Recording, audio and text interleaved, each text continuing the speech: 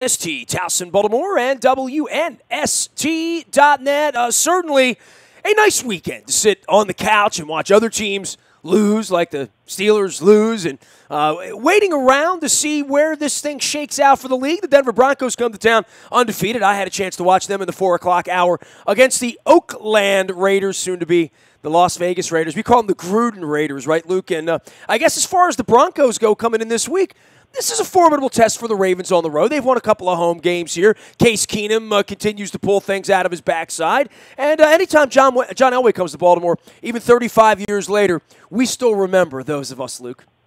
Yeah, I mean, I don't think too many people are associating the Broncos with John Elway, the executive these days, at least a common fan. Well, I am. Anybody that ever wore Elway sucks hat should remember that. So. Oh, I hear you on that. But, I mean, this is certainly a different Broncos team than we saw even a few years ago with Gary Kubiak winning the Super Bowl with Peyton Manning just barely holding on by a thread. I mean, they've revamped that defense some, certainly different now. It seems as though Case Keenum, although certainly didn't have a very memorable day against the Raiders, but stabilized the quarterback position for them a little bit, which has not been the case for them since Peyton Manning retired. But give them credit. I mean, they're 2-0. Both of those games played at home. Let's keep that in mind. But they were left for dead, basically, against the Raiders. And when you look at what Derek Carr did, 29 of 32 he was against that Broncos defense. But they figured out a way to pull it out with 10 points in the fourth quarter. So this is definitely a team that the Ravens, they should have the Ravens' attention with the way that they've played early on. Philip Lindsay, 100-yard rusher. Yeah, I was going to say, they've run the ball, which is, that's the Denver MO always, run the ball, the offensive line. They run the ball, and that's going to travel well.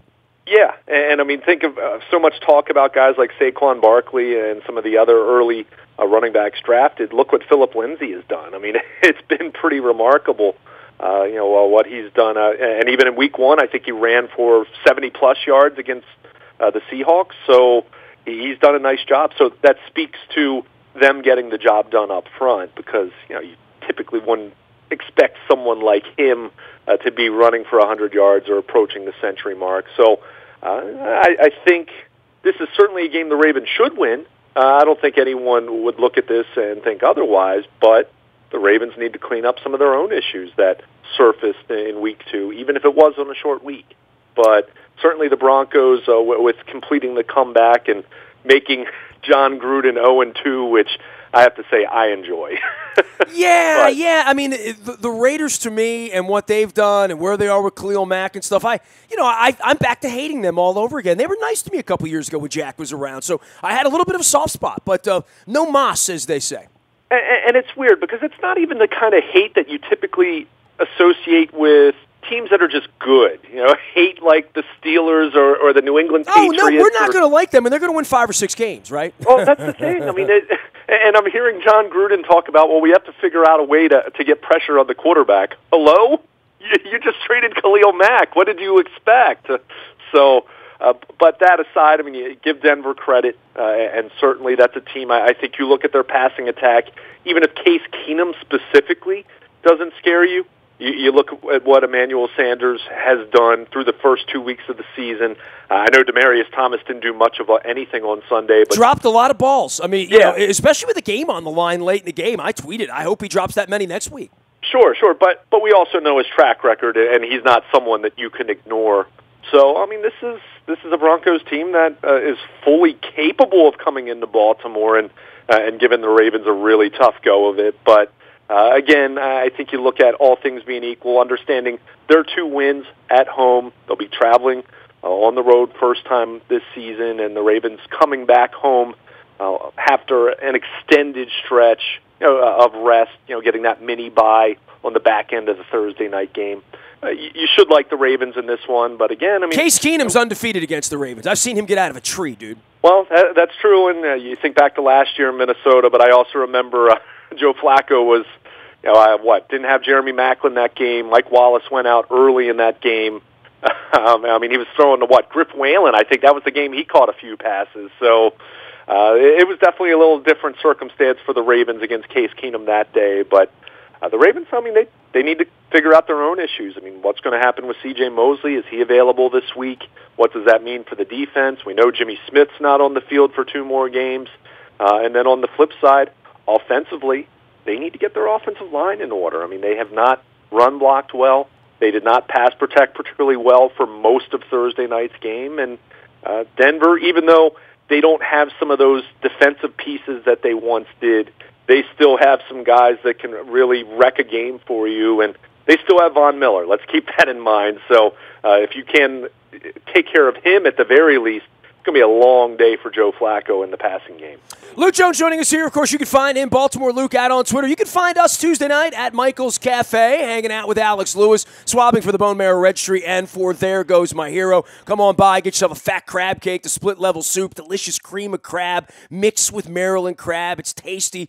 And, of course, we're at the corner of York and Timonium Roads, right across from the racetrack. That'll be Tuesday night, 8 p.m. with Alex Lewis for the Bone Marrow Registry. Also brought to you by our friends at Sporticulture. The flowers around me here at WNST.net can be yours a click away. Just go to Sporticulture. That's sporticulture.com. It's local. That's courting the folks here right out on the west side of the Beltway and growing beautiful flowers out there and shipping them all over the world. Sporticulture. That's sporticulture.com. Also brought to you by our friends at Cole Roofing. Well, we were spared the storm. I know down in Carolina, and Charlotte's going to be playing football this week. It was a mess down there. If you got some wind damage on your roof, you want to fortify your roof for the winter season on a corporate level, you need Cole Roofing. They've been doing this for 99 years at Cole Roofing. Pfister Energy, not that long, but if you're into solar panels as well, learn more at coleroofing.com. And, of course, Bill Cole will be joining us later on in the week. All of our WNST programming also brought to you by King Discount Liquors. Lottery, beer, booze, and the best prices in Baltimore. The fall is here. Football is in the air. I'm sure they have some pumpkin spice something over there for you. Probably whipping out the peppermint and the turkey and all that stuff as we get closer to the holiday. Johnny Bev and the King All-Stars, of course, on your television screen. Get on over to Pulaski Highway and give the King a ring. All of our swabbings brought to you by the Freedmont Mortgage folks. Great Carl Delmont.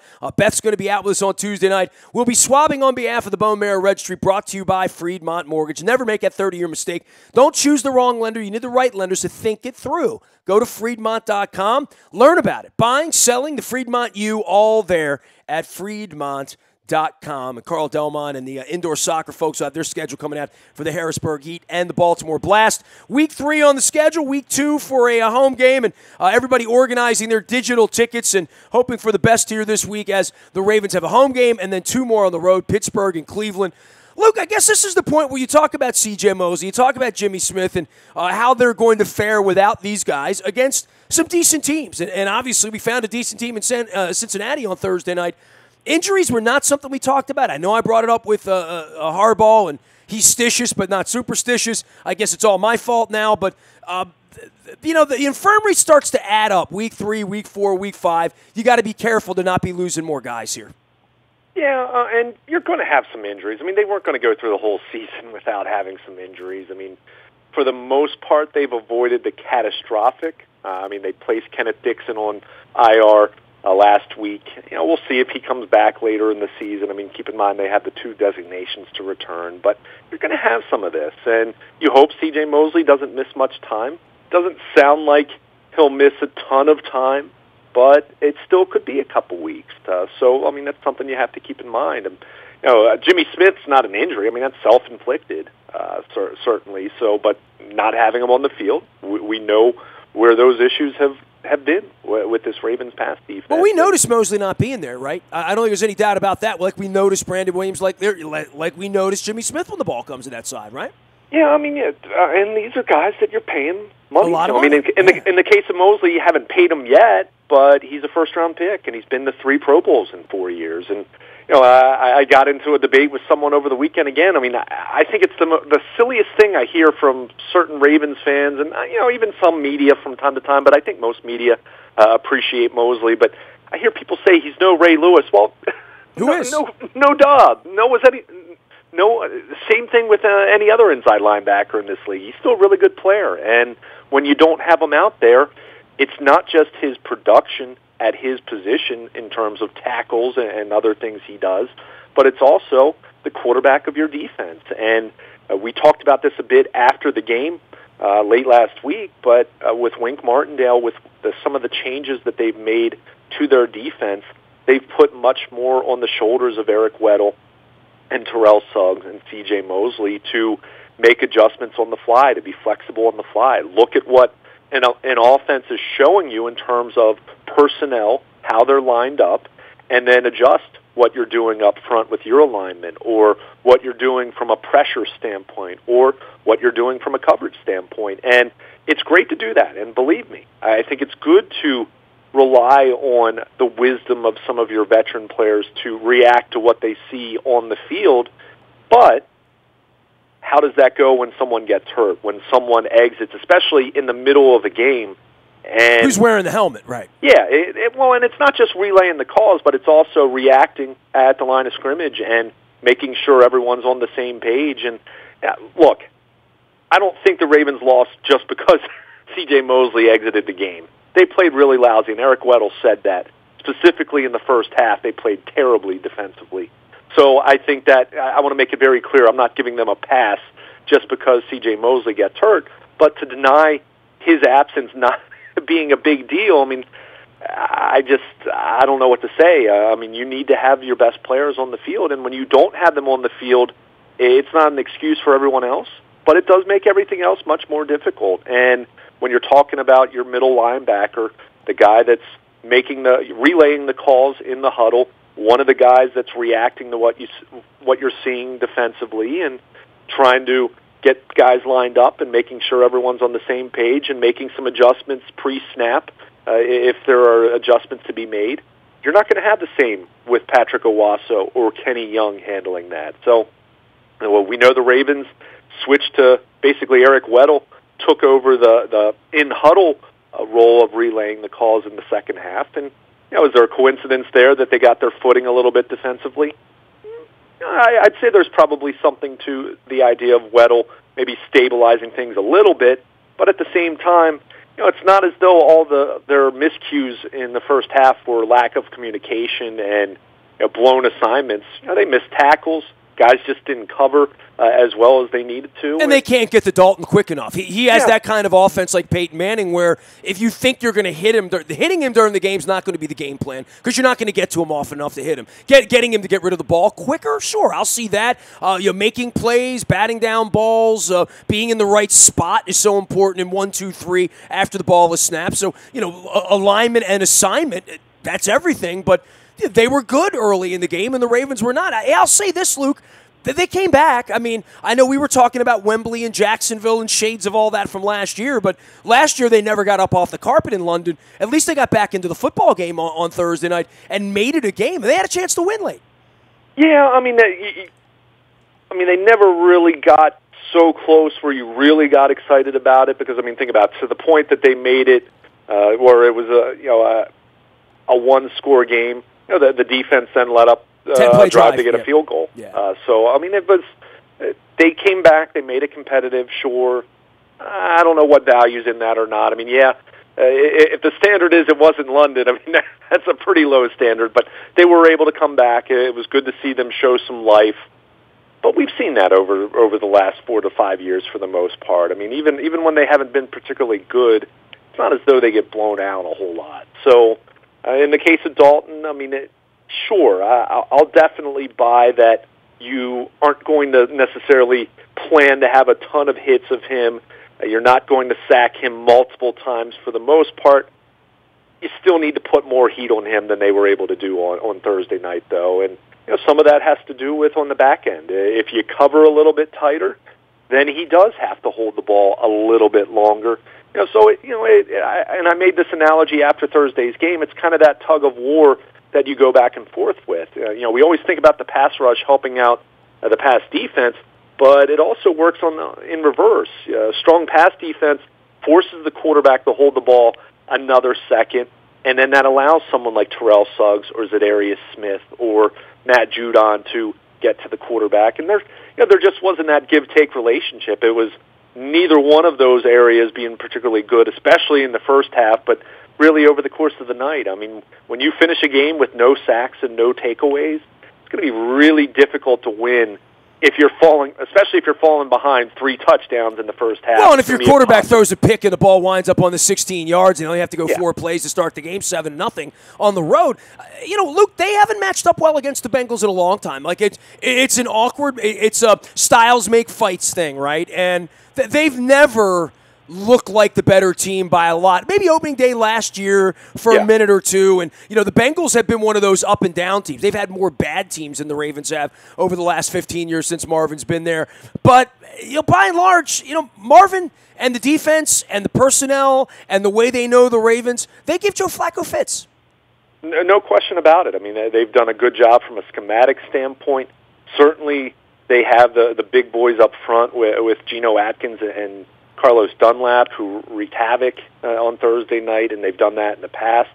Flacco wasn't particularly accurate. I mean, I went back and rewatched the game over the weekend, and even some plays where he had time. I mean, the ball just wasn't delivered.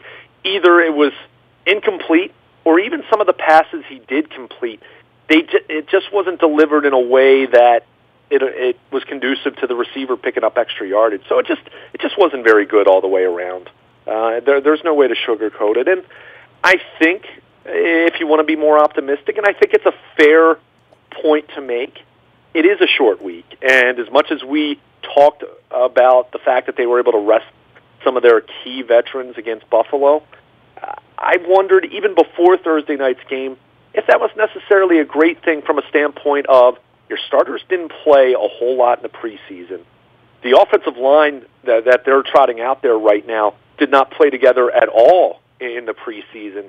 They played a half against Buffalo, who, hey, let's face it, they a team that looked pretty listless. And, when it's 40-0, you take the starters out, right? Like you just do. But I mean, didn't look much better against San Diego. They did score some points in the the Chargers, the Los Angeles Chargers. We still do that, right?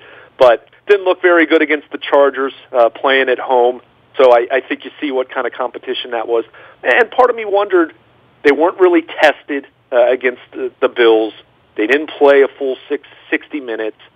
Is there something to be said, especially with a short week, that they could be a little shell-shocked from a speed standpoint, from a competition standpoint? Again, not an excuse, but is it part of the equation? Maybe. But to your point, they just haven't been very good against the Bengals, specifically in Cincinnati. They've won some home games. It's not like it's been a complete disaster when they played the Bengals in Baltimore. But I went back and looked at it over the weekend. The Ravens. I mean, as much as we've talked about the defense and what they were able to do last year with 3 shutouts, and they had 2 of those on the road. Keep in mind Cincinnati week 1, as you pointed out, and Green Bay. But I went back and looked since their playoff victory in Pittsburgh in January 2015, the 2014 season. The Ravens have gone 8-17 on the road, and those road wins have come against the following quarterbacks. Let me give you this list, and I think it says something at least. It was Michael Vick in his final season, Josh McCown twice, Blake Bortles, Andy Dalton, E.J. Manuel, Brett Hundley, and Deshaun Kaiser. Now, you can't apologize for your competition, and we talked about that a lot last year. Injuries happen. The Ravens have been on the bad end of plenty of injuries over the last, at different points over the last 5 years. But at the same time, when Andy Dalton is the best signal caller on that list, and with apologies to Blake Bortles, who played really well against the Patriots, but we know what his career has been like. If Andy Dalton's the best quarterback on that list, and he's won 5 of the last 6 meetings that you've had in Cincinnati, you can't really stake much of a claim of being these great road warriors. So, the Ravens, I mean, you look at the schedule that they're going to have this year on the road. Right now, as it stands, assuming no injuries, which inevitably there'll be 1 or 2, but right now, Ben Roethlisberger, Tyrod Taylor, Marcus Mariota, Cam Newton, Matt Ryan, Patrick Mahomes, which that sounds way different at this point, and Phillip Rivers. So, if this team's going to get back to the playoffs, and I'm not wavering on my 10-6 prediction just because they lost in Cincinnati, but they're going to have to figure out a way to beat some accomplished quarterbacks, some talented quarterbacks, and they just haven't really done that a whole lot. Now, and they're about to play 4 out of 5 on the road too, which is really weird, right? Yeah.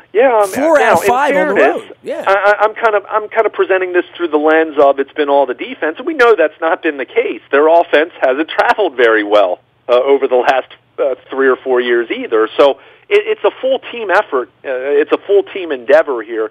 But my point is, you're currently slated to play some pretty darn good quarterbacks, or at least guys who have been good in the past.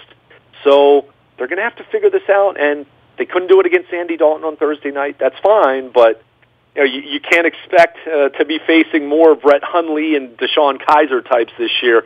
Maybe they'll get lucky once or twice, and some of those quarterbacks I mentioned won't be in there. Maybe Tyrod Taylor will be replaced by Baker Mayfield at some point. Maybe that's a different... Dude, I'm worried about Ryan Fitzpatrick in Week 14 when Tampa comes in here at this point. Yeah. I mean, there's certainly one to point about or point to, not on the road, but I mean, they have to figure out a way to beat some good quarterbacks away from Baltimore, and that's just something they haven't really been able to do too much of over the last 3 or 4 years, and the big reason why they've been on the outside looking in. So, again, you don't take too much out of Thursday night's game. It's one loss, but there is that trend, as you said. I mean, they just have not played the Bengals well, and I think it's in part because of matchups. I think the schemes. You give Cincinnati credit in that regard, and they've just given Joe Flacco and the offense fits, and certainly Andy Dalton gave the defense fits on Thursday night. Luke Jones can be found Baltimore. Luke at WNST.net. We're all getting ready for the game on Sunday, and of course the end of baseball season near, and the Terps are playing again after losing to Temple over the weekend. All of our WNST programming brought to you by our friends at Amici's of Little Italy, the Pane Rotundo, the Meatballs. I had dinner on Saturday night at Amici's, and I had leftovers on Sunday for football. Go see a movie on Friday night in the summers down there and take her to Amici's on High Street in Little Italy. Also brought to you by our friends, and this goes without saying, the buyatoyota.com audio vault is there. It'll be there all week. It travels with you. Podcast. Listen when you want, where you want, to what you want. It's no static at all, just like our friends at Steely Dan and Model Lyric. They're going to be playing on October the 11th. Don't forget, John Cusack moved his show to next month. So you go check that out at model-lyric.com. That'll be coming up a little later on. As well as Kansas on November 24th. They just announced John Mellencamp in February at the Model Lyric. Also brought to you by Lee Tessier and the Lee Tessier team, Baltimore's premier realty team, and the people I trust with my real estate. With over 50 years of experience, you can trust Lee and all of his local buyers and sellers. He's got folks for you, featuring the finest properties and negotiating the best deals. That's what they do. He's up in Bel Air, but he goes all around the area. Learn more at LeeTessier.com. Luke, last but not least on this, on the Ravens side of things and getting people ready and getting guys ready to play and whatnot. Boy, the running game would be nice, wouldn't it? I mean, as much as we talk Ravens, we talked all summer about balance, and the next thing you know, you're losing 21-0. Flacco's throwing 55 passes on the road again. They threw 30 passes before halftime last week. We go back to Ray Rice in Jacksonville many, many years ago where he didn't touch the ball, and this was a Cam Cameron thing. Boy, that's what, 4 offensive coordinators ago, whatever it's been, right? Kubiak, Caldwell, 5 offensive coordinators ago, and yet we never run the ball a lot, do we? That's not the Ravens, I guess. It's not the league, I guess. Well, they ran the ball pretty effectively last year, and their ratio was more in line with what you'd like to see. And look, let me be very clear about this. If we're being totally honest, too much is made of run-pass ratios in general. I mean, it really is dictated by game situation, and that's just true around the league. I mean, we always hear those stats quoted that certain teams rush 25 times. They have this sparkling winning record, but the whole purpose of that is you run because you have a lead. When you throw a pick at the 16-yard line on the road to start the game on a Thursday night, at that point, I would have said to you, well, Flacco's going to throw the ball 50 times tonight. He's going to have to because they're going to give up a 7 to start the game. And that sort of begins the avalanche of 55 passes, right? Sure. And let me be very clear. When I say that doesn't mean that you fall behind by 7 points in the first quarter that you're going to throw it 50-plus times. I want to be very clear about that. I'm just saying when you trail in the National Football League, you're passing to catch up. I mean, no teams are running the ball to catch up. It's just not the way it works. I think on Sunday, I want to say off the top of my head, 3 100-yard rushers. I mean, this league is much more of a passing league. Now, that said, now that I put my little spiel out there that, I don't think you just go into a game and say, we're going to run 50% of the time and we're going to pass 50% of the time, no matter what the score is or situation or anything like that. It doesn't work that way. But that said, Marty Morningwake still needs to find a way to get Alex Collins more than 4 touches in the second half. We've seen it time and time again. And we saw it even on Thursday night. Alex Collins breaks tackles and has an ability to bust a long one. We've seen it. And we've seen it more than once. And he did it a lot last year. And he's done it even a couple times this year. Maybe not a touchdown per se, but we've seen him break tackles and turn a 6-yard gain into a 20-yard gain. So from that context, you need to find a way to get the ball in his hands. And I'm sorry, you look at the final snap count, Buck Allen shouldn't be matching Alex Collins in snaps. He just shouldn't. I like Buck. I think he's an underrated short yardage kind of back. He does have a knack for finding the mark, whether it's the goal line, whether it's the first down, when he's running between the tackles. Maybe not a 1-yard pass on 4th and 2 like we saw Thursday night, but we know what he can do.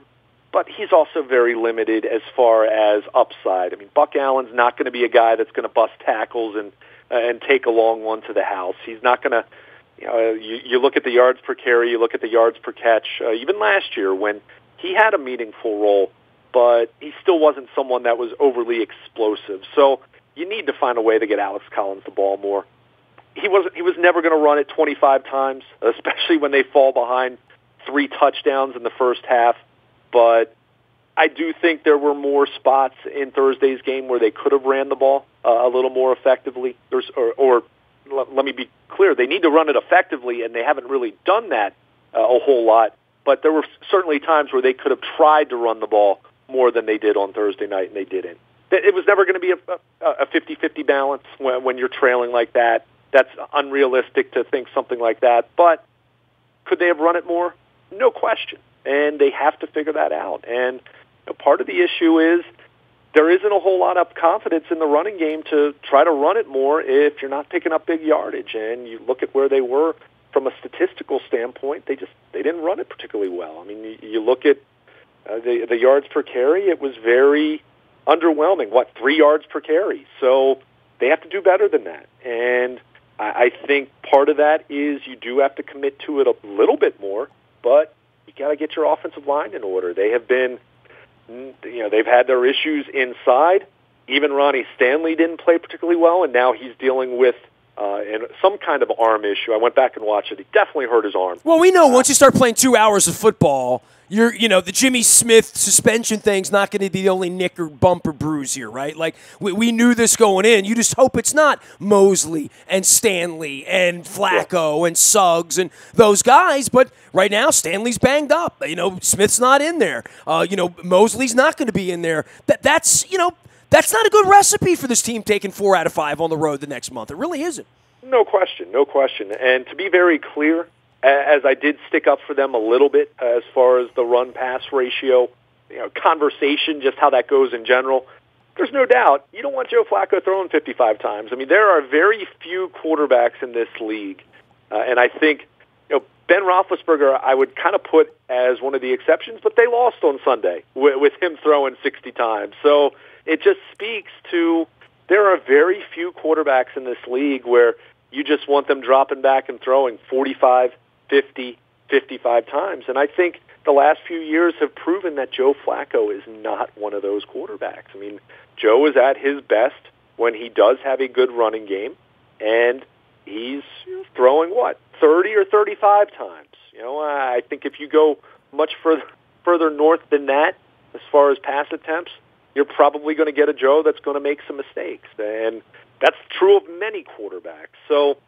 part of it is you got to play better. You can't give up 28 points in the first half. I mean, that's a recipe to need to throw the ball a lot, and that's what ended up happening. So, we can certainly point to different situations in the game where they could have ran a little bit more. I totally buy that, but you fall behind 21 points early in the game, your running game is going to be marginalized much more than if it's, you're kind of playing it straight up and it's a one-score game throughout the course of the night. So, but they have to figure it out. I mean, even against Buffalo, they didn't need the running game against the Bills. I want to be very clear about that because they threw at will, and they should keep doing whatever's working. But even against Buffalo, they didn't run the ball particularly well, so that's something they need to get cranked up. That was a big part of survival for them, quite frankly, in the first half of last season, and it was a big part of what they did over the course of the year with Greg Roman coming in with his schemes and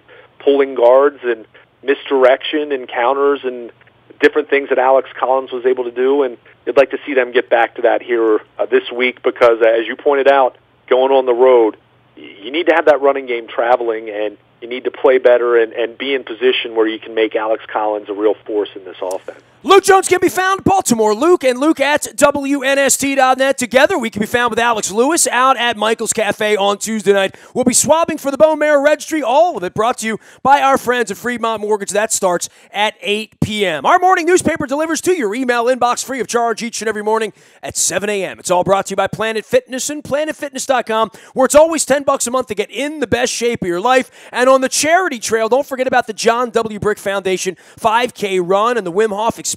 The Iceman cometh for my 50th birthday, the weekend of October 13 and 14. You can learn more at jwb5k.com. Get on out to Timonium and participate in that. If there's any breaking news, you'll get that first on the WNST Tech Service. That's all brought to you by our friends at Coons Ford of Security Boulevard. Dennis Kolatzis will be here on Thursday, driving you home from 3 until 5, getting you ready for the Broncos and the Ravens this week, as well as maybe the Browns and the Jets on Thursday night. We're watching the NFL around here. We have plenty to say about that all week long. You can find me, Nasty, at WNST.net. I'm on Facebook, Twitter, LinkedIn, Snapchat, Instagram, streaming live on our Facebook, as well as our YouTube WNS TV channel. We are WNST.net, AM 1570 and WNST, Towson, Baltimore, and we never stop talking Baltimore sports.